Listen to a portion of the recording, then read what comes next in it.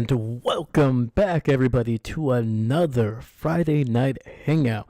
I'm your host, Dave Huerta. Thank you so much for joining us. And man, how have you been? How's your week been? How's your weekend looking? Let me know. But yeah. So another Friday Night Hangout. We got a few topics to talk about. But man, dude, it's dead right now in the NFL. This is like there's always like 2 to maybe 2.5 weeks where there is like nothing going on really. Like the hiring is kind of done. Any potential cuts or pickups kind of before free agency are kind of done for the most part. We do have a few cuts that I might touch on, one or two, but nothing too crazy. We won't spend too much time on those. Just some names that are going to be some familiar to either Packer fans or if you've been a football fan for even the last few years, you'll probably recognize one or two of these names. But yeah, man, otherwise there is not a whole lot going on. We're kind of waiting for the combine, for the everything just kind of to get going here. Hopefully, basically into March is when kind of the off season of the NFL really starts to kind of go. You know, we're getting closer to the draft, combine, like I said, Senior Bowl, free agency, things like that, man. So February is kind of like, especially the back half of February is kind of, but it's all right. We still got a few things to talk about. And if you look at the description below, we got a few things to talk about. We have basically the final head coaching hire. We are going to talk about some Packer free agency. Basically, who are they going to keep? Who are they going to let go? Things like that. And then finally, this was something that I added just, I would say, about 2 hours ago. And that is going to be a little bit of a film breakdown, or I should say at least a player breakdown. I'm not going to be able to show the film just because I could not find anything that I knew was not going to get claimed or going to get this video taken down. So we're gonna break down a player that is going to be Maxwell Hairston, the corner out of Kentucky. If you actually watched the last Friday Night Hangout, we actually talked about him just a little bit. That was actually one of the many people that are kind of just always showing up almost every week, man. They hit it up in the chat. They let me know about Maxwell Hairston, and I had a little bit of time before I got back from work, and then waiting for kind of setting up things for this hangout. And I was like, yeah, let me watch some film. And of course, anytime I watch anything about football, it's never going to be just 5 to 10 minutes. All of a sudden, I literally have 2 pages of notes on Maxwell Hairston. And I was like, you know what? It's a Friday Night Hangout. If you want to stick around for that, we will talk about him. I'm actually going to drop the link to the video here in just a bit. I'm going to search it up here. But if you want to follow along, it's an 8-minute video.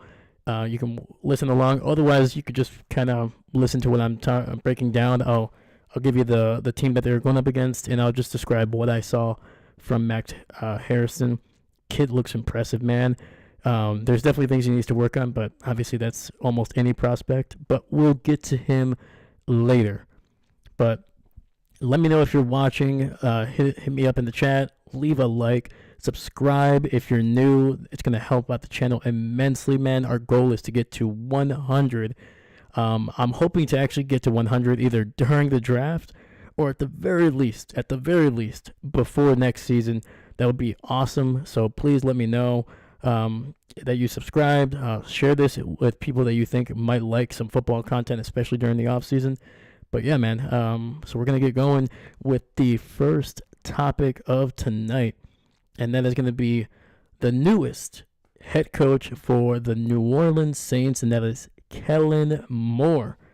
So Kellen Moore, if you're not too familiar with his story or who he is, so he was a quarterback out of Boise State. He actually went undrafted in 2012.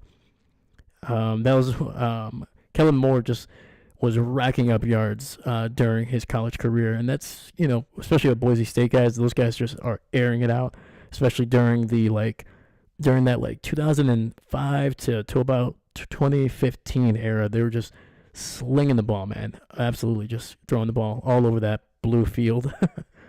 So, yeah. Kellen Moore, mostly a backup in his career. He was picked up by Detroit. I think he spent 2 or 3 seasons. Let me see here. 3 seasons, 2012 to 2014. And then basically the last 3 years, he was a backup for Tony Romo / Dak Prescott over there in Dallas. And once he retired, he actually immediately got into the coaching ranks as the Dallas Cowboys quarterback coach in 2018. He was promoted to their offensive coordinator from 2019 until as recently as 2022. And after that, offense kind of started getting a little bit stagnant. And I think most people are going to attribute that to Mike McCarthy, but things were not going they just weren't getting better in Dallas. So he went to Los Angeles, the Chargers, to kind of shake things up. I think they did okay over there, but once again, I think it might have been Herbert's one of his worst seasons. I think he was dealing with some injuries that year as well. So only one season with the Chargers, and then obviously this season, Kellen Moore, offensive coordinator for the Eagles. Jalen Hurts, phenomenal season. And then, of course, going all the way through the playoffs and into the Super Bowl pantheon as a winning offensive coordinator for them. And now he is the head coach of the New Orleans Saints there. So, yeah, man. So that is Kellen Moore. That is kind of his history, from the beginning as a player in the NFL all the way to where he is now today. So he's kind of worked through through the ranks. He's always been considered one of the better young prospects in terms of the coaching ranks. And Captain Mickey Mouse, what's going on? I don't know if you heard where Aaron Rodgers might be going in 2025. I have not. I think I saw an article saying that he kind of described some of his ideal spots. I don't know if he named teams or just more of like what he's looking for in a team. You see, Captain, there's a rumor of Rodgers going to the Chargers or Bills. Ooh, that'd be interesting. Obviously, they would be contenders. I think if he did go to either of those teams, he would definitely not be the starting quarterback. As Herbert is, despite recently, I think people have said that he's been overrated. I don't think so. I think Herbert has been pretty solid. I think he's dealt with a lot of injuries. I think that offense at times has not been been able to get to its best, and I think a lot of that is coaching. Brandon Staley, who actually just got hired recently to be a defensive coordinator, I think, for another team. I mean, you could tell that coaching staff there was not the best. I think Staley was considered one of the worst head coaches for a while there. And once again, defensive-minded coach. You can say whatever you think. I've always been of the mindset, if you have a great quarterback, you want to give him a very good to great offensive head coach, in my opinion. Otherwise, you have to have a really strong offensive staff, from coordinator to quarterback coach, all the way down. But yeah, let me see. Sorry, not Chargers, Rams. Oh, okay, Rams. That's another one too that would be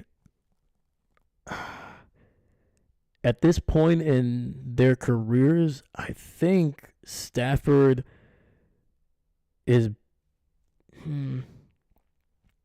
What I mean by better, I don't mean significantly better, but I think Stafford is more well suited for what Sean McVay wants. But it depends. Maybe Stafford wants to retire. I think he wants to play one more year. I think the same thing with Rodgers. I think if you're going to go with a quarterback that is around the 40 age range, I would stick with Stafford. I think he's been more consistent throughout the last 3 to 4 years, or at least 3 years for sure.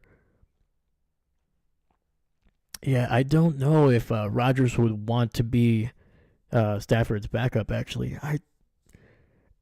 And it's not necessarily like, oh, Rodgers' ego would never allow him. I don't think that's what it would be. I think there's just too much respect between those guys. Those guys played against each other for a long time. Stafford came in the league in 2008, I think. 2008, 2009. And then that was around the same time Rodgers became a starter, which was 2008. Actually, no. Stafford came in the league in 2009 because the Lions went 0-16 that year. And I remember that they lost to the Packers in the last week of the season to go 0-16. So yeah, Stafford's been in the league since 2009. Rodgers became a starter in 2008, and they played against each other, twice a year for almost about a decade and some change. So I think it would be one of those where you don't want to, necessarily be a backup to a peer, in my opinion. So I think if Rodgers were to go somewhere, maybe the Bills, I think it would be very difficult to see Rodgers as a backup anywhere, because I think he could be a starter potentially somewhere for a team that's more desperate. But I don't know. It'd be interesting. If it does happen, I would be very surprised, but it'd be interesting to see how Rodgers, I don't want to say performs, but how he handles that and basically holding a clipboard for somebody else.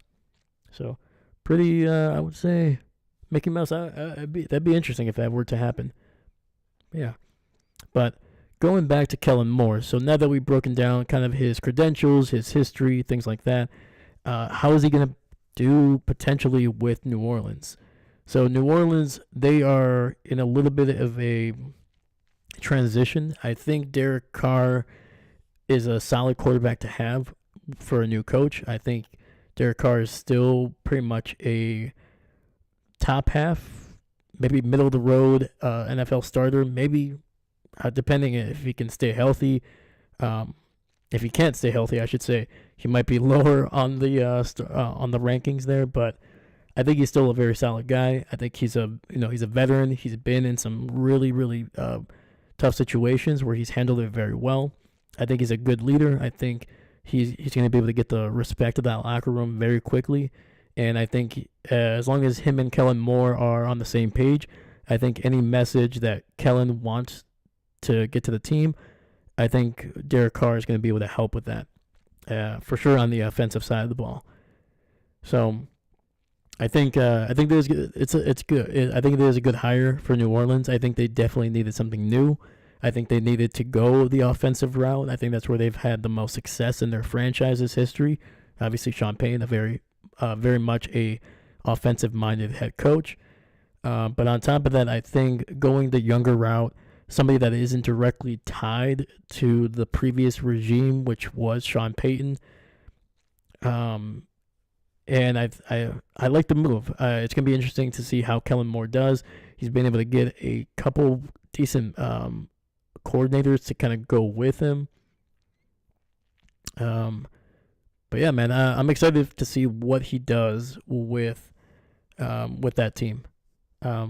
I think it's a team that has some pieces, but they're gonna have to shed a lot of veteran players, and I think this is a complete rebuild for New Orleans. I think this is something that the owner and the GM should be patient with. I think this is going to be at minimum 2 to 3 years before you start seeing New Orleans potentially legitimately challenge for a playoff spot and potentially that division.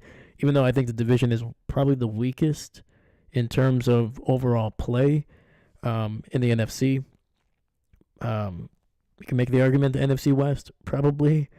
But I think between the West and the South, I think the highs can be a little bit higher, the potential, especially the quarterback play. In the West, I think has the potential to be better. And yeah, so with the South, I think it's going to take a few seasons over there in New Orleans to kind of get things situated, especially because of their cap situation. I think this next year is going to be basically a mulligan in terms of what they're going to be able to put on the field. It's going to be a lot of young guys, a lot of kind of 1-year gap players that they're going to be on some really cheap 1-year deals. So,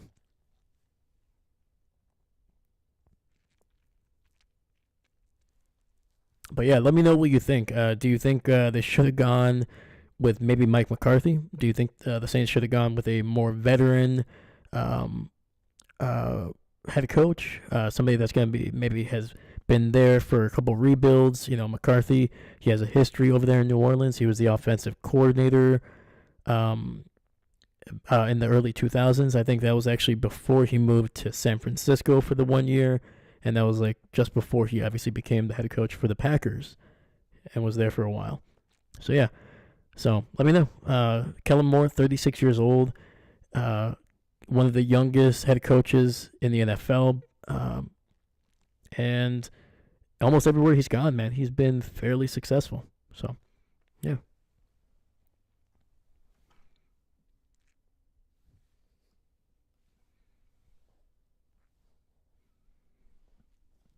But yeah, man. Mickey Mouse, what do you think? Kellen Moore, let me know. Let me know.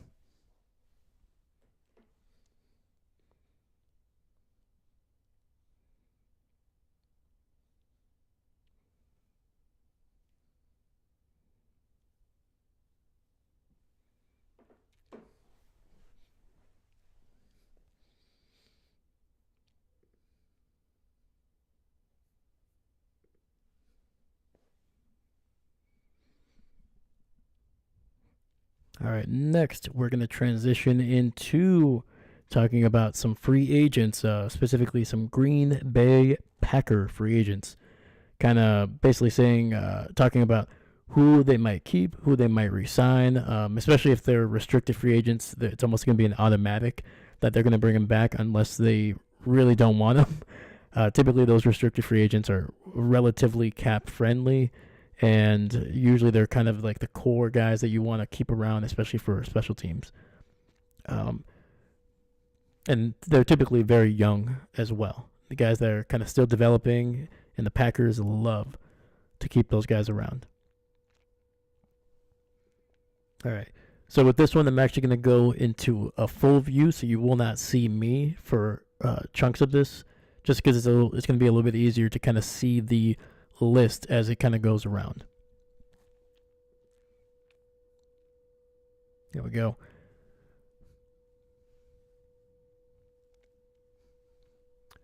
All right. So starting at the top here, Eric Stokes is probably going to be the most interesting player to see what they're going to do. So a former first round draft pick out of Georgia, had a very impressive rookie season. I think it was so good that even though it wasn't amazing, it wasn't picking off 5 or 6 passes, wasn't doing anything crazy amazing, but his coverage was solid. His athleticism, his speed, and his ability to be around the ball, especially when it was in the air, was the thing that was really impressive. And he seemed to get better and better as the weeks went on during his rookie season, which was unfortunately quite a bit ago. But then in his second season, he started out the season a little bit rougher. You can tell his play was not at the same level that he was playing at during his rookie season. I think he was dealing with some injuries during the off season. Nothing crazy, nothing wild, but definitely might have been hampering him a little bit. And then, unfortunately for him as well, I'm actually going to take this down just for a bit because I feel like it's blinding people. But then halfway through that season, had a massive lower leg injury. I think it tore his ACL and something else as well. I think it might have been something to do with his calf. And so he was basically out for a full season or a full year. So he basically missed half of his second year. And then it looked like he was going to come back relatively healthy early in his third. And it just kept on week after week. He just could not get on the field. He was having setbacks, other injuries. I think it was a hamstring as well. And then he finally came back almost halfway through the season, played for about 2 to 3 weeks, did not look good at all, and then basically finished the year out with another injury that basically they put him back on IR, and he was done. This season he came in relatively healthy, but his play was very rough, man. It was basically they declined his 5th-year option, which was not surprising, as he's basically only played for less than 2 full years in the first 3 years. And then just could not get going. And then towards the last month, he played a little bit better. You could see he was improving, but it was nowhere near where you would want it to be, especially for a former first-round pick, a guy that's basically on a contract year. And, yeah, it's going to be interesting what they do. I would not be surprised if they brought him back on a fairly cheap deal. They did that with oh my God, Kevin King, of almost 5 years ago at this point. I'm pretty sure. I think they did that twice with Kevin King because he also did not impress through his rookie contract. And yeah, so maybe the Packers say, hey, we tried to do that with a guy previously that we drafted relatively early, and it did not work out. Maybe they'll just say, you know what, we don't want to do that again. We're just going to move on. The issue is the Packers are very, very, very thin at the corner position. They have Ja, who has been hampered by injuries for, it seems like, for the last 3 years. Keyshawn Nixon is there, and Carrington Valentine. But outside of those three, there is very little proven depth behind those three guys. And like I said, Keyshawn is relatively limited in what he can do at this point in his career. I think he's a really good player. He's a guy that you want in the secondary, but he should not be your number one or number two guy. Carrington Valentine, I think for what we got him in the 7th round, has been great. He's been a borderline starting caliber NFL corner. He's not perfect. He definitely has things that he needs to improve on, and he's kind of limited a little bit here and there. But I think he's solid. But you got to have somebody that's opposite him, and you would want Jair Alexander to be that guy. But like I said, injuries and potentially anything else that might be going on. I don't know what's going on with Ja. Hopefully he's fine and back, and maybe next year it'll be a non-issue. But the Packers definitely need to work on that secondary, and Eric Stokes might come back just for the lack of depth that they have. They might just bring him back because they know him. He knows the system, and they know his floor. His floor is backup. His ceiling could be NFL starter, but who knows? But yeah, that is Eric Stokes. I would not be surprised if he goes somewhere else and some other team is willing to take a flyer on him because he does have potential. He's still relatively young. Is only going to turn 26 in a couple months. All right. Next, we're going to go with these next two I'm going to talk about very quickly. So A.J. Dillon and Corey Ballantyne. So A.J. Dillon is a player that I do not believe will be back in Green Bay. I think the players that they have right now, Jacobs, obviously a workhorse, and then Marshawn, my goodness, oh my God. Let me see here.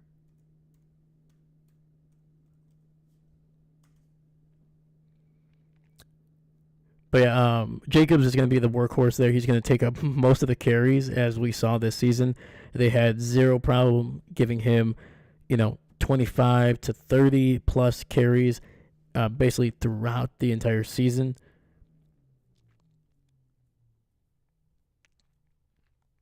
And they also have Marshawn Lloyd. Once again, that was who I was trying to think. I was like, Marshawn. I kept on thinking, Marshawn Lynch, but I was like, no, it's not it. Marshawn Lloyd, who unfortunately just dealt with injury after injury, and then an illness at the end there. And basically his entire rookie season was wiped out, but he showed a lot of potential, man, in college, during the offseason as well. But then when it came to the regular season, man, it just didn't happen for him. So still on the rookie contract, has a bunch of talent and a lot of potential. I think they're going to roll with him as a potential number 2.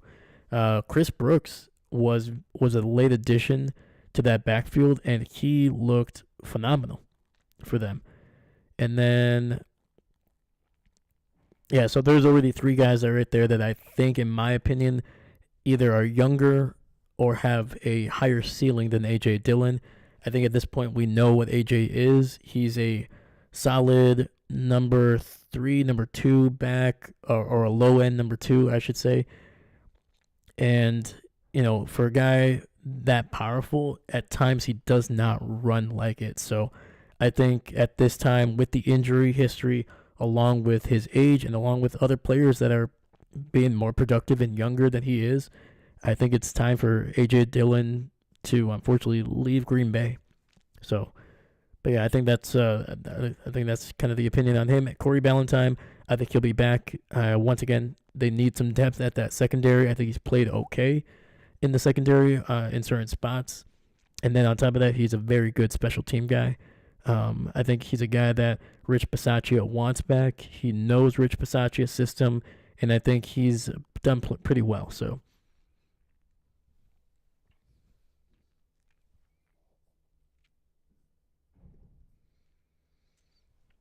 and we talked about actually Josh Myers a couple of weeks ago, so I won't go too in depth into him. I think if the price is right, Josh will be back. If it isn't, I think the Packers are okay with the players that they either have right now. But on top of that, I think they're definitely gonna dip into the draft with free agent with the offensive line. The Packers love to develop offensive linemen. They always seem to find somebody in the middle rounds to be a starter, whether that's David Bakhtiari, Sean Ryan, Rashid Walker, Zach Tom. I mean, Elton Jenkins was a second round pick, so they always seem to find somebody, and I would not be surprised if they roll the dice and say, hey, we'll be okay with Jacob Monk, but we're also going to have a couple guys come in and compete with him for that position. So, yeah, Josh is one of those guys I wouldn't be surprised if he comes back, but I think it definitely would not be astonishing if they said, you know what, we're going to go somewhere else. I think Josh did have his best year as a pro, and if somebody is willing to overpay for him for that 1 year, then I think the Packers are okay letting him go. Right, the next two, I believe, are going to be coming back to Green Bay in some form or fashion. At least I hope they are. And that is going to be Eric Wilson, the linebacker who had a very, very productive season, especially for how little he was on the field. The guy seemed, anytime he got snaps, he seemed to be making plays, whether that was interceptions, fumbles, pass breakups, or sacks. The guy was doing it all, man, and he was amazing. Hopefully this season he gets hopefully he comes back and he can kind of get on the field on the defensive side for a little bit more, man. Otherwise, he's a really good special teamer as well. Speaking of special teams, Brandon McManus, who absolutely was a godsend for the Packers special teams kicking unit, man. After the season and a half about season and a half that we had with kickers in Green Bay after letting Mason Crosby go, it was great to feel some stability at that position. We weren't sure, man. Brandon McManus, a little bit older. He had kind of off the field things that was taken care of for the most part, which I think was a big reason why Green Bay was comfortable bringing him in. But most importantly, man, he just was a solid kicker, man. I think he missed one field goal throughout the season, or at least the regular season. I think he might have missed one extra point, and I think that was in the playoffs potentially. But yeah, man, Brandon McManus was a solid pro. 33 years old, especially for a kicker. That is, midway through his career at this point. I could see him coming back and playing for a few more seasons in Green Bay if he does want to stop. If he doesn't want to stay. He was 20 of 21 in Green Bay, and he was a perfect 30 for 30 on extra points. So, yeah, I think Green Bay is going to want to bring him back for sure. And that was that was just through 11 games. So, yeah, Brandon McManus, I would not be surprised if Green Bay did whatever they needed to kind of bring him back, as long as the price is not absolutely crazy. I think they might have learned their lesson that maybe going through the draft is not the best way to find a kicker.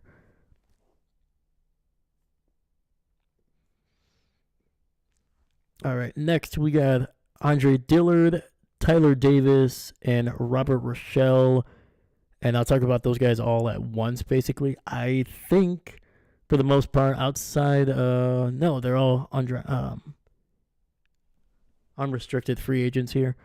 So these are guys. The only guy I see potentially coming back would be Robert Rochelle, simply because one, secondary help. Granted, he didn't really play a whole lot in the on the defense, even when they were really hampered by injuries.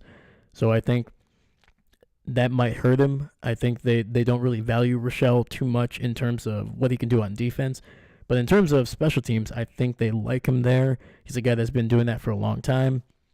But I think, especially with him being an unrestricted free agent, I think they're probably going to be.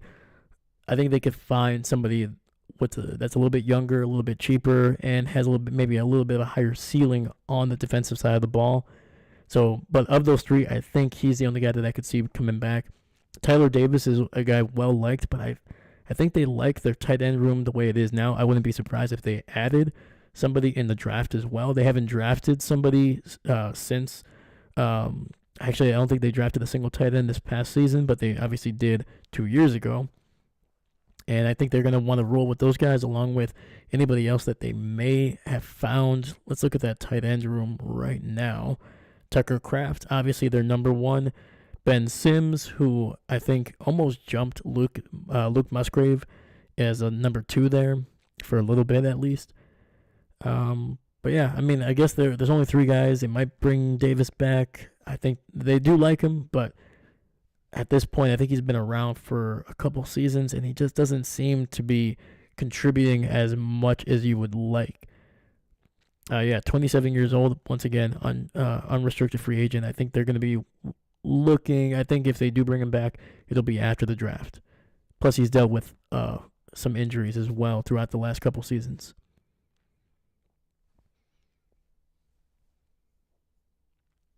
So yeah, those are the opinions on those 3. And then we're going to go to Zane Anderson, who is, let me see here.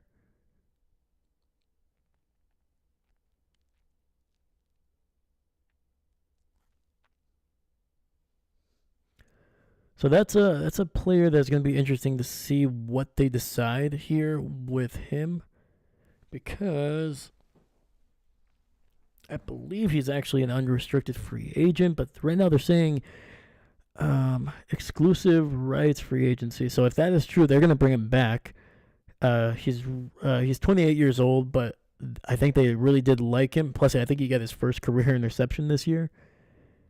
And yeah, so I would not be surprised if they brought him back. I think Rich Bisaccia really, really likes Zane, and I think that locker room also really likes him as well. So if he is a exclusive rights free agent, I would not be surprised if he does come back.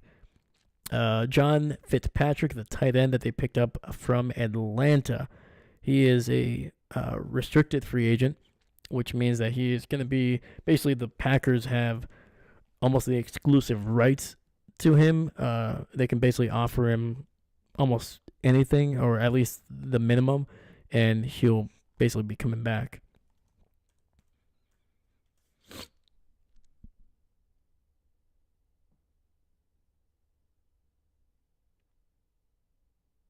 Yeah, so they can basically offer him some type of tender here, but yeah, unless they don't see Fitzpatrick fitting in what they want to do next year, I think they'll be bringing him back. It'll be a cheap contract.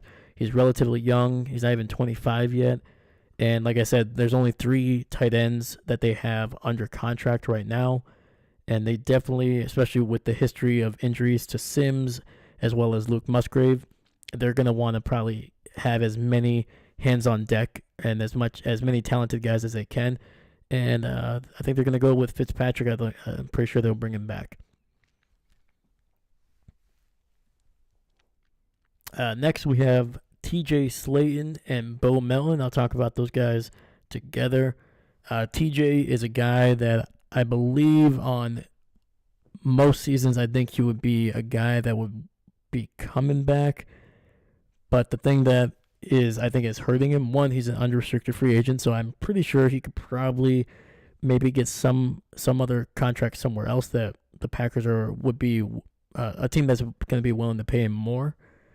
And plus, he's part of a crowded defensive line that performed very, very well. And I think the Packers are not only are they satisfied with the players that they have at that position, because like if you look at that defensive line, man, Carl Brooks, who is going to be ahead of him, Kenny Clark, Kingsley Enagbari, Rashawn Gary. Once again, I'm talking about defensive ends here, so kind of a different position. Devontae Wyatt, who's a former first-round pick, and Kobe Wooden. Like, the guys that he's basically competing with are Kenny Clark, Brooks, Wooden, and Wyatt. Those are basically the guys that TJ would be competing with. And right there, I don't think he's not going to be over Kenny. He's not going to be over Carl. And Devontae Wyatt, when he's healthy, I think is one of the top 2 defensive tackles that we have. And Kobe Wooden is younger, cheaper, and is still under a rookie contract. So right there, those 4 guys are likely either going to be competing with him directly for snaps, or they're going to be above him on the depth chart. And with the draft coming up, you can probably find somebody that is younger and just as powerful as TJ. So I think Slayton, he's going to be gone. He'll sign somewhere else. I think he's going to be productive. He's a big guy, strong guy. And I think if he goes into the right spot, I think he could be really solid, productive, rotational defensive tackle. And then Bo Melton, that is going to be an interesting one. He is an exclusive rights free agent. So that means the Packers can basically give him a tender, and unless a team somewhere wants to match that, he'll be coming back to Green Bay. And I think that's what he'll want to do, I think. Actually, no, he won't be really given an option unless a team matches that, or, he will not really have much of an option. Either sign the tenure or don't play, basically. So likely Bo Melton will be coming back. Whether he will stay on the roster after the draft, we'll see. I would not be surprised if the Packers decided to draft a few receivers. They seem to do that they usually kind of, there's usually one draft where they just don't sign any receivers or draft any receivers. And then the next draft, they at least pick up 2 or 3. I think they like to keep a healthy stable of guys. That way they, when those next contracts are coming up, they have a little bit more flexibility. And then when those guys go, it's not like they're going to be like, oh my God, we only have 3 receivers. They're always going to have a healthy stable. So I would not be surprised if Bo Melton has to really, really compete for his spot this coming off season, because I think the Packers are going to add a couple guys to that through the draft.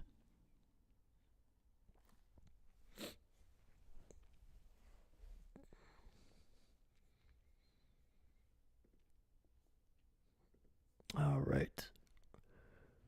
So we got Aaron Mosby and Daniel Whalen, and then finally Wilson. So with Mosby, once again, I think he is a restricted free agent.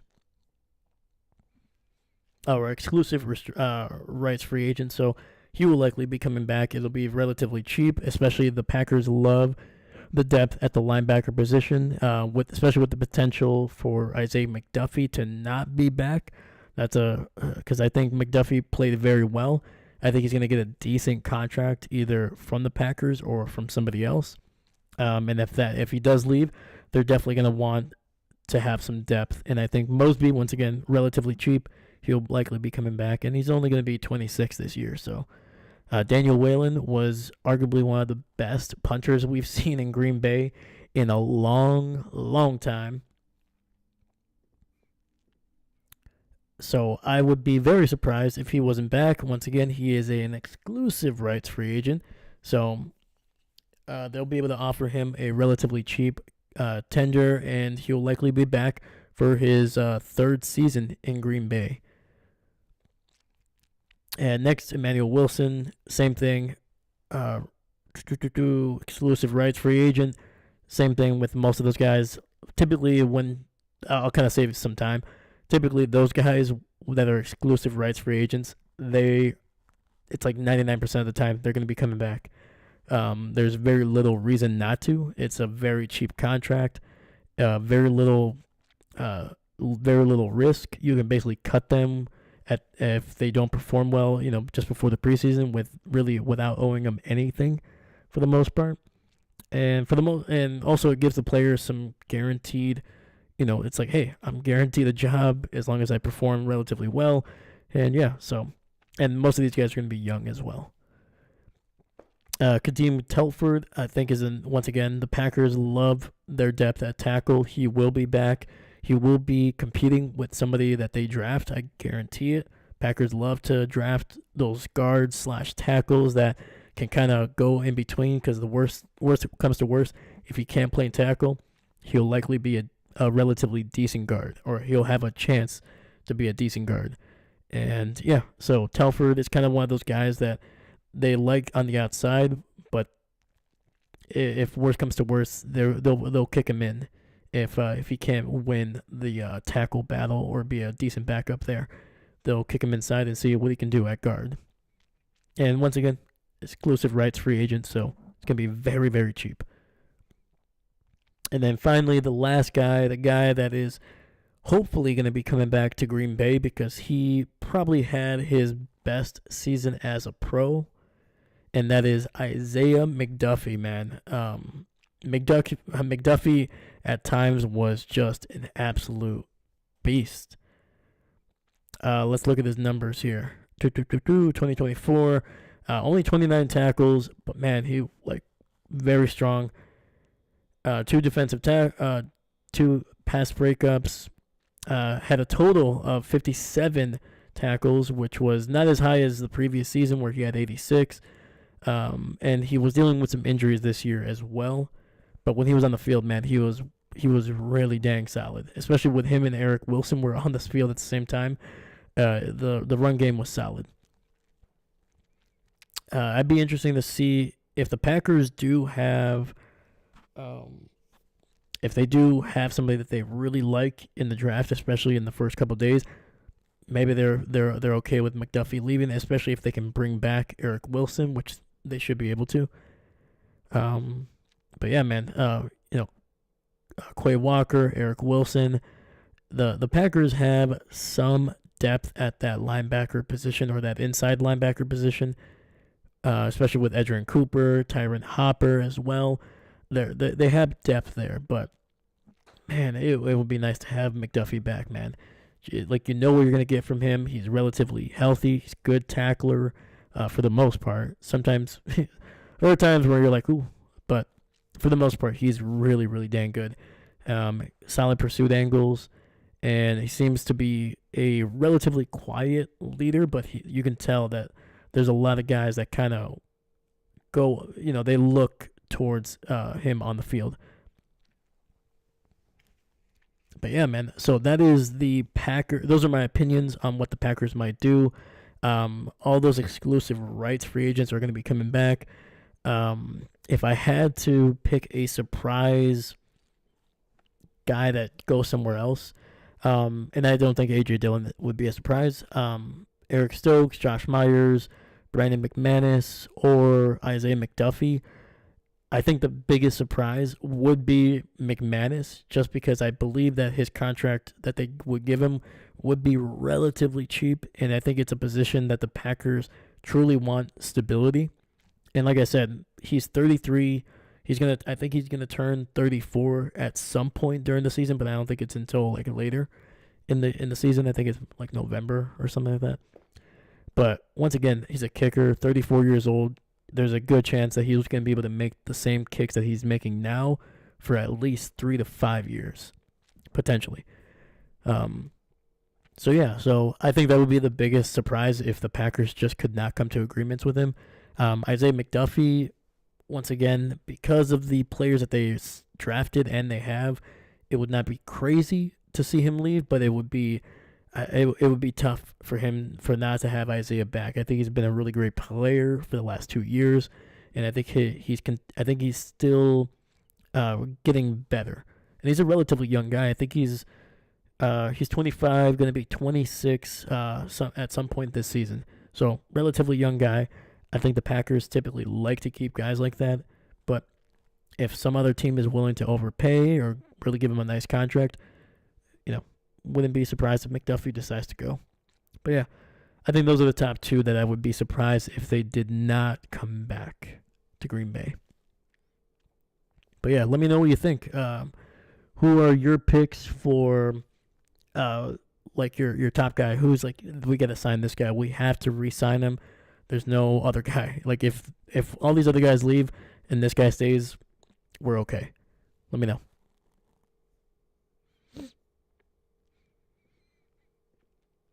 All right. So finally here, we're going to go to our last section of this stream. And that is going to be talking about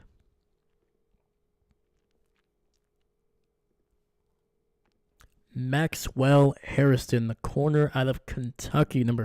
I believe he had 30. He had the jersey number 31 for most of his career.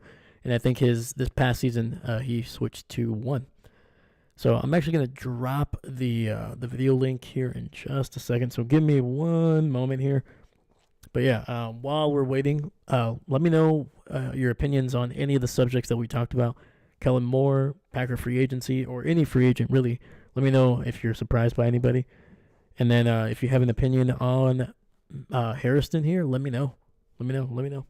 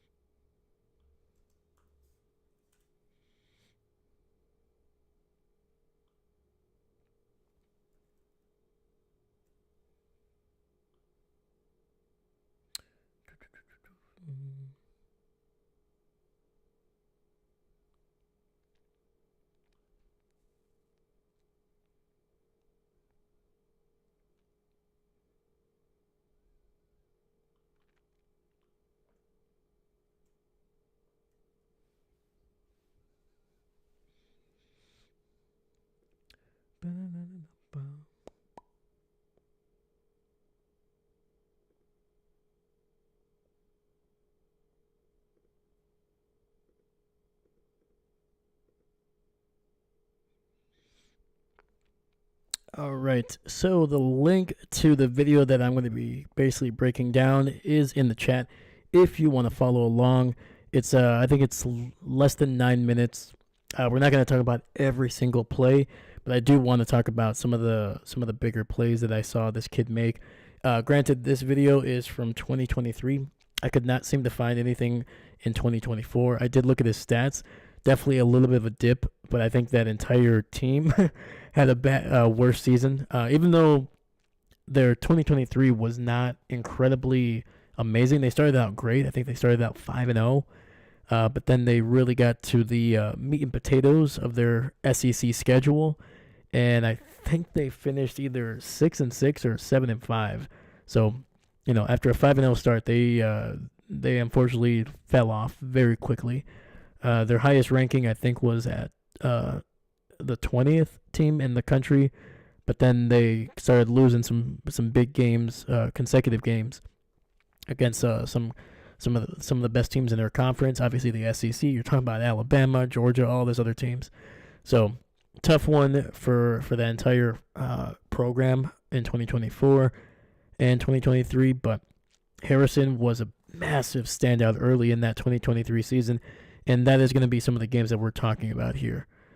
He definitely would have been a day 2 pick if he would have came out in 2023.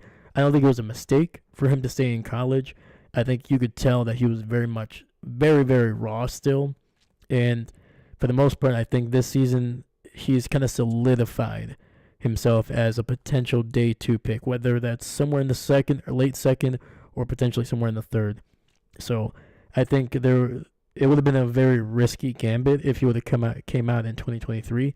But I think this season, even with the numbers, the dip and performance, I think teams know what they have in this kid, and I think he has a lot of tools that if he goes to the right place that can develop him, I think he, like, in terms of his speed, we'll get into that a little bit. I don't want to go into it now, but I like the kid. I saw a lot of great things from him, and yeah, we're gonna break down the film. So let me know if you do follow along, whether that's in the chat here live or later on. But yeah, I'm just gonna get kind of going here. So this is breaking down some of his stuff. So this is against Eastern Kentucky. I think it was the second game of the season. So on this play, he picks off a pass basically all the way down the field. So he had great makeup speed. Was able to get over the top of the receiver and get into position for the interception. So basically, the receiver was basically running a seam route with, I think it was the safety that was trying. It was basically really tight coverage, but you could see Hairston from the left side of the offensive formation, just sprint backwards, man. And was able to not only get over the top of his basically what the safety that was supposed to help him kind of cover the back end. He was able to basically get so far ahead that he was able to basically catch and intercept the overthrown pass. So great job. The one thing I did notice throughout the entire film is that almost all of his interceptions, he's kind of catching it. He's letting the ball get to inside his, basically right to his chest. And he's not a natural catcher of the ball. He's not like a Charles Woodson where he's like fully extending his arms out there or kind of extending them and then just kind of catching it like a receiver would. He's very much like T-Rex arming it, which is not a bad thing. Like if it works for you, it works. And we've seen that kind of work for some guys. Like even Nick Collins was kind of that guy. He kind of would T-Rex arm some stuff, especially kind of as he's playing like almost like a midfielder. And just kind of catching that, like shagging some balls in the midfield, but yeah, I saw that a lot with Harrison, and there were times where he could definitely tell that he was bobbling those passes, and I think if he would have caught it maybe a little bit more naturally like a receiver, maybe it would have worked. But he's a corner; he plays defense for a reason. He's probably not the best at catching some of the passes there, but he got some great interceptions, and this was one of them. But once again, the biggest thing that I noticed about that play is his ability to make up ground and just get back and just make a play on the ball, whether it's the receiver or the ball. He does this throughout this entire highlight video. And granted, these are highlights. So a lot of these are going to be positive. So this does not indicate like what this player is going to do every down. So I want to make that clear. I'm aware of that as well. I try to find some other film that throughout, like, kind of like that would show more of like what the entire drive was, but those are really hard to find, and it's really inconsistent, especially with a team like Kentucky. Like if this was Alabama, you could probably find something, but a little bit of a smaller program that isn't going to be one of the best in the country, it's tough to find specific film that'll show or highlight a specific player. So most of these are going to be highlights, but you can still kind of glean what this kid can do well, some things that he doesn't do well, and maybe how he's able to make up for some of those shortcomings, especially in college, that he needs to definitely get better in the pros because they will eat you alive in the pros with those mistakes. But that first play really highlighted his speed, his ability to track the ball in the air, and to be able to, even when he's out of position, to be able to use that makeup speed to kind of put himself in a great position to make a play. All right. This next play that we're going to move on to, this was against Akron, Ohio, one of my favorite programs because they are one of the worst teams in college football, whether you played, NCAA or you're playing college football 25. They are one of the worst programs, and they are one of my favorite ones to pick and kind of like build into a powerhouse. So I am always going to be a little bit of a fan of the Akron Zips. But unfortunately for the Akron Zips, they did not play well during this game against Kentucky, and Hairston had himself a game. So this next play here, this was a play that he was basically playing some soft coverage. I think it was zone, and he was basically 8 yards from the line of scrimmage, about 7 yards from the line of scrimmage, and about 8 yards from the receiver. He was giving up some inside leverage to the receiver, so lined up just to the outside with the receiver to his left. So once again, giving him almost like a free release to the right, or to the inside, I should say, towards the center of the field. And then that receiver, as soon as the snap happened, he was running a drag route, which is basically anywhere between 3 to 5 yards. It's basically it's like a slant route, but a little bit smoother and a little bit more shallow, and you're basically just running a parallel line to the line of scrimmage. So you're not really going at an angle up the field. It's just a couple steps, and then you're going across the field. And that one is great, especially against zone coverage, because it's such a quick thing. If the quarterback can get it to you early enough, it usually gives the receiver enough space to be able to get basically upfield, get some great yards, get some yards after the catch. That did not happen.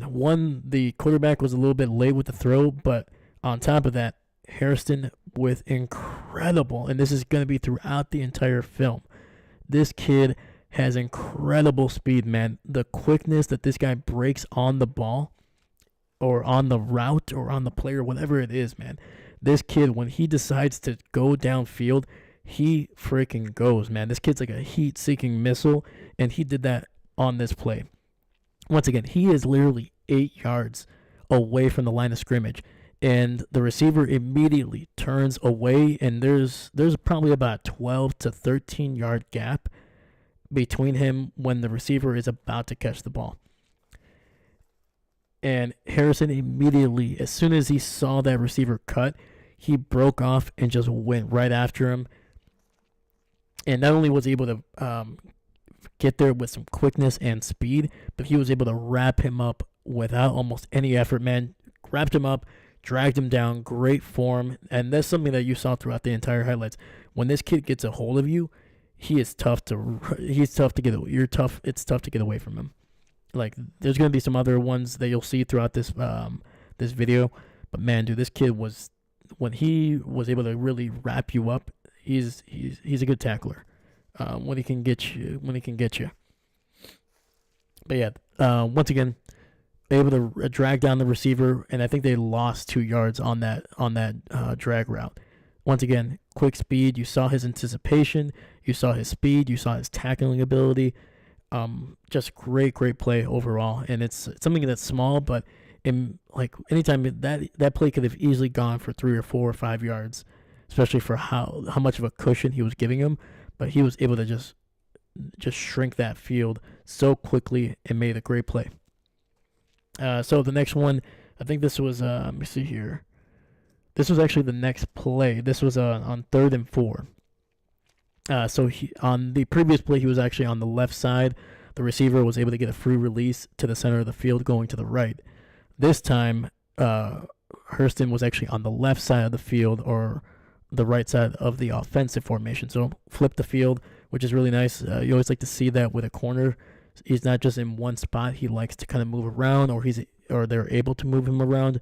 More versatility, able to follow the number one receiver for the team. That shows that he's not afraid to go up against some of the best. And yeah, so with this one, switched to the defensive left side. Again, great pursuit. Didn't bite on the play action. Fought through a block to get to the receiver that was running a flat route from the other side of the formation. Basically, the receiver that was getting the ball, he started out on the left side of the offensive formation, and after the play action, he behind the line of scrimmage, that receiver was basically running a flat route to the right.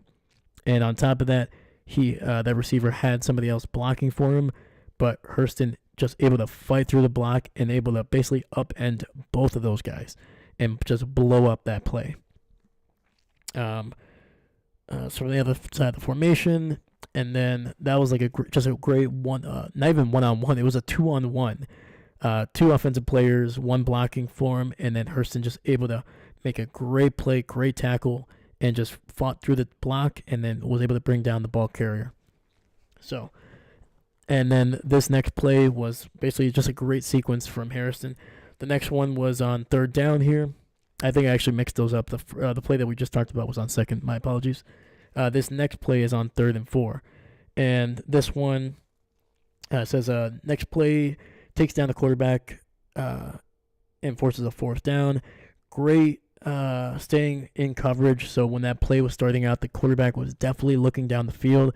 Hairston didn't just, go rogue and just go after the quarterback. He stayed in coverage, and as soon as he saw that quarterback about to break the pocket and go up for a potential 1st down, this kid, like I said, just breaking on the ball carrier, and was able to get to the quarterback, wrap him up for a minimal gain, and force a 4th down. And that's one thing you'll see a lot. This kid keeps his eyes on the quarterback a lot, which definitely is going to get you in trouble, whether that's in college or even in the pros. He's definitely going to need to be a lot more selective when he does that. But this kid he reminds me of, and surprisingly, this was a comparison that actually the Bleacher Report actually made, but there's something that I was thinking throughout. He reminded me of one Keyshawn Nixon, but also Rasul Douglas. Guys that are very aggressive, have the ability to be okay in coverage, that are very aggressive, always willing to tackle even though they're maybe not the best. But they always like to keep their eye on the quarterback because they like to get their hands on the ball. They like to be playmakers. It's a risky thing. You have to be really dang talented to do it on a consistent basis. But if this kid can progress in the NFL, those traits, those instincts are going to really pay off, man. Really, really pay off. But yeah, great play on the quarterback, man. He was 10 yards up the field in coverage when that quarterback started to run, and his ability to just shrink the field, get to the guy, wrap him up, and make a play, phenomenal. Just phenomenal. All right. Going to continue on here. This next play was actually against Vanderbilt. So just describing it here. Eyes on the quarterback, vision on the wide receiver. So Hairston was on the right side of the defensive formation. He was kind of basically on the right side. So let me see here. Hold on. So I'm going to keep it to the offensive. So he was on the left side of the sidelines here. Receiver was kind of just lingering on the sidelines. Quarterback was under pressure, and quarterback just made a dumb decision. Threw the ball, kind of just lofted it up there, trying to get it to his wideout. And Maxwell, man, just made a great play. Just a great play. Tracked the ball. Kept his eyes on the quarterback because he wanted to see, clearly he could tell that this guy was under pressure, was going to try to make a play, and he knew that. And as soon as that ball got out there, this kid, Maxwell just broke on it, man. Tracked it perfectly, caught it, and then just took it for a pick 6. And right there, just a great nose for the ball. Always seems to know where it's going to be, where it's going to go. But on top of that, you can clearly tell that he wasn't just keeping his eyes on the quarterback.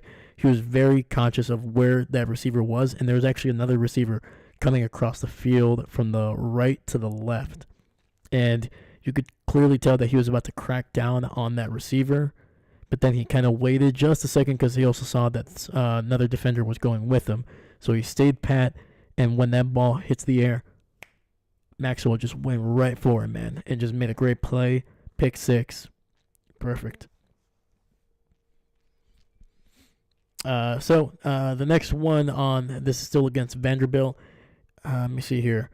Throw down the right sideline. That was an offensive right sideline. Good outside release by the receiver. Hairston, good makeup speed. He was kind of beat on that route. The receiver was able to get a nice release to the outside towards the sidelines. quarterback actually threw a pretty decent ball. Maybe it could have been a little bit higher, maybe a little bit further to the sideline to give his receiver a little bit more space. But regardless, Maxwell, he was able to kind of recover from the initial release and just got there just in time. Not only did he get to the quarterback, to the wide receiver, you see so many times that a guy is able to get there, but they don't know what to do afterwards, and they just basically almost tackle the wide out and get a penalty. That's not what he did. He got to where he needed to be, basically just like inches away from the receiver, got his hands up and turned his head around to make sure that even if there was contact, they wouldn't be able to throw a flag because he was at least, quote unquote, looking back, trying to make a play on the ball. And of course, Hairston was able to get his hand on the ball, make a play, great pass breakup. And I don't know what down it was. I think it forced a third down, but just incredible. It was beat off the line, great recovery speed, great job getting to the receiver, avoiding a penalty, getting his hands up and turning his head around to make sure that he's trying to get his hands on the ball. Just a great play. Great play. It wasn't perfect, but it's not how you start the play, it's how you finish it, man. So great job by him on that one. This was still against, I believe, Vanderbilt. And this is something that we, like I said, he was beat at the line on the previous play. This one, he was definitely beat. It was a slant route. It was still on the right side. The receiver kind of did a little bit of a little shimmy there, kind of like an Devontae Adams. And weirdly enough, it doesn't look like Maxwell was giving him inside release at all. And if the the corner on the other side of the formation was giving outside leverage, so I don't know if Maxwell was supposed to basically force the receiver to go to the outside, because I think he was lined up right down the middle. But this one, the receiver just beat him. You could clearly tell Maxwell was kind of like, he kind of was pushed back on his heels, which is, you cannot do that as a corner, man. You got to stay on the balls of your feet. If you get rocked back onto your heels, you're not going to be able to push forward. You're not going to be able to break on the ball. So that's something that I did see quite a bit with this kid. He's got good enough speed and quickness to be able to make up for that, and he actually does make up for that a little bit here on the play. But man, dude, that was the first time I was like, ooh, definitely something this kid needs to work on. So his footwork is a little rough. But he was able to recover enough to tackle the receiver. Unfortunately, the receiver actually dropped the pass. But it was a bang play. The receiver dropped it, but Hairston was able to make a tackle. So even if he would have caught it, it would have gotten the first down, but it would not have been a massive play. So definitely something to look out for with this kid.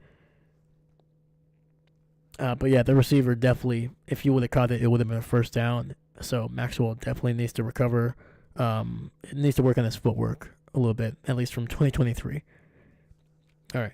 Next, this one is against Georgia. This was an interception. This one was tough to see because unfortunately the broadcast just didn't really show the entire field.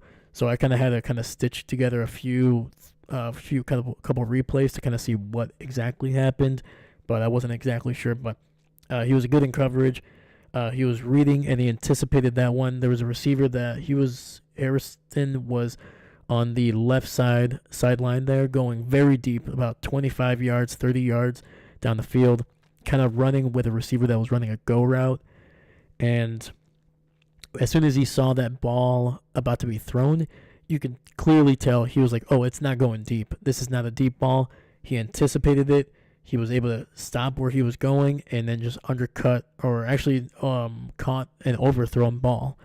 But once again, if he would have stayed with his receiver or just kind of kept within the play, that play was going to be an incomplete pass. Instead, he anticipated it, knew what was going to happen, and put himself in a great position to make an interception.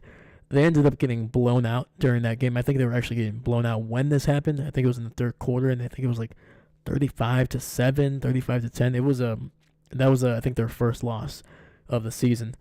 But this kid made a play, man, against a really, really solid Georgia team that I think during that time they were still playing pretty well.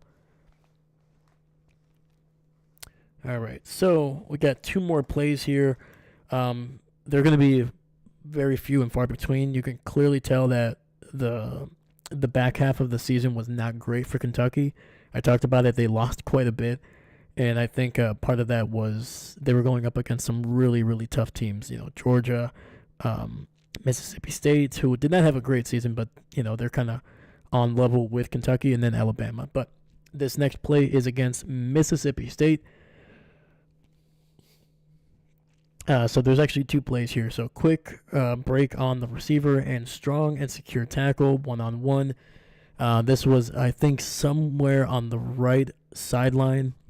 Just a quick throw, and it was just him with the receiver one-on-one, and you can tell that the receiver is waiting for Maxwell to basically make a decision, go right or left, and he was going to be able to kind of react off of that. But Maxwell, one thing, he's very patient. One thing that he's very, very patient when he's about to tackle. He's not going to just run in there like a missile and just lose leverage.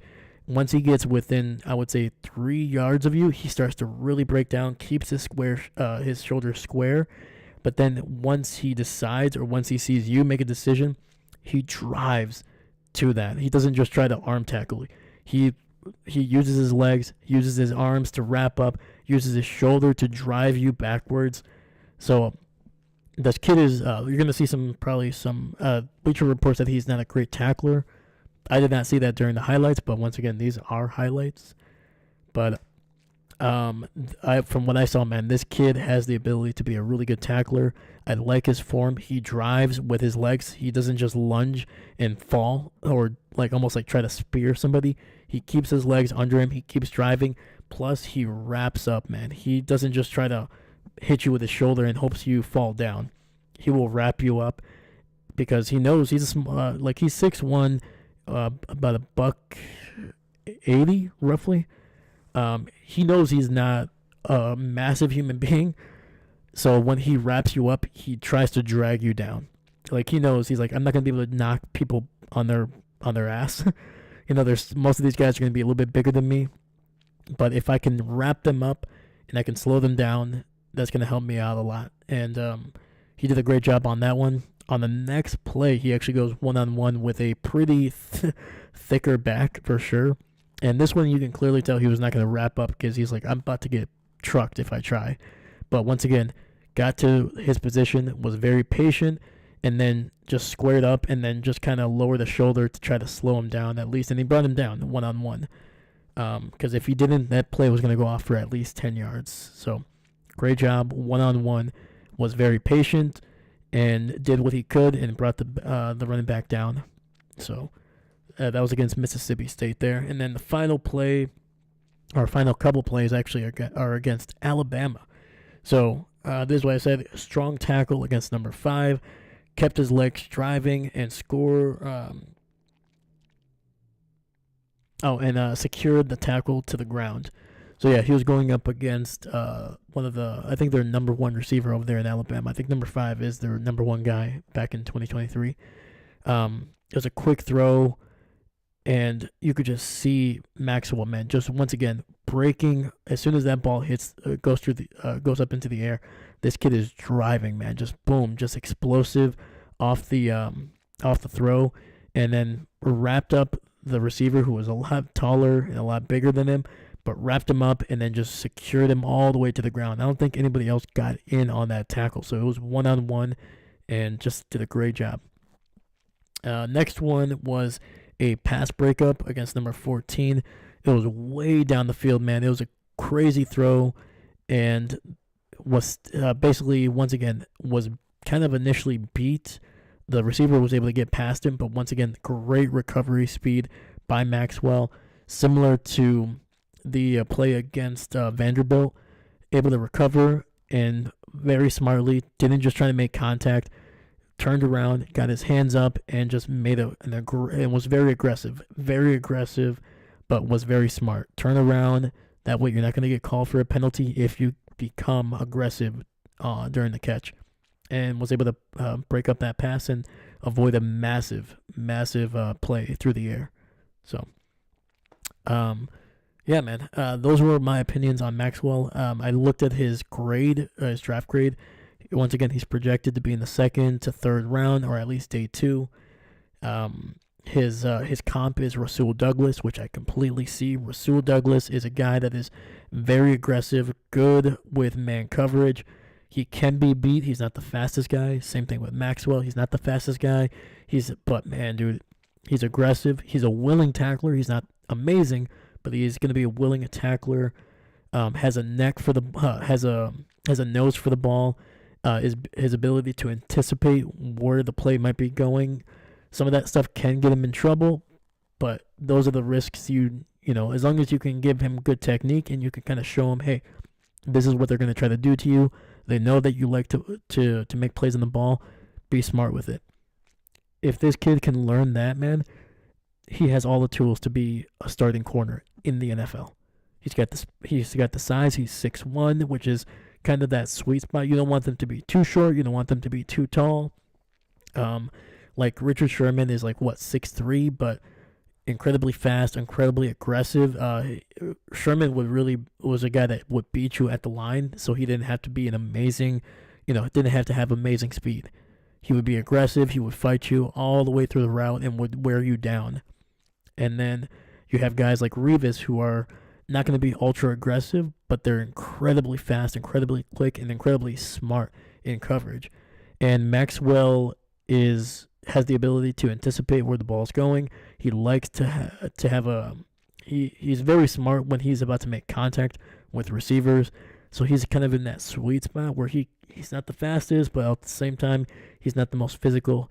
So I think if this kid can learn how to use his body and the tools that he has and learn, I think he's going to be a very dang good corner, man. And not going to lie, man, I like Rasul Douglas. I like when he was in Green Bay, and I would not be too disappointed if the Packers picked him up picked up Maxwell here in the 3rd round or something. Like I said, Packers need secondary help, and I like this kid, man. He impressed me. I'm gonna look at some more film on him. But this kid looked good, and I hope he does well during the Senior Bowl. That's gonna be a massive, massive indication of where he is right now. Playing in the SEC, going up against some of the best competition in college football is going to be very helpful. I think that's going to really get him into a lot of scouts'. His film is going to be on a lot of people's reels for sure, going up against some of the best in the SEC. And if he can wow people at the Senior Bowl, I would not be surprised if this kid climbs up the boards very, very quickly. So, but yeah, man, those are my opinions on Maxwell Hairston.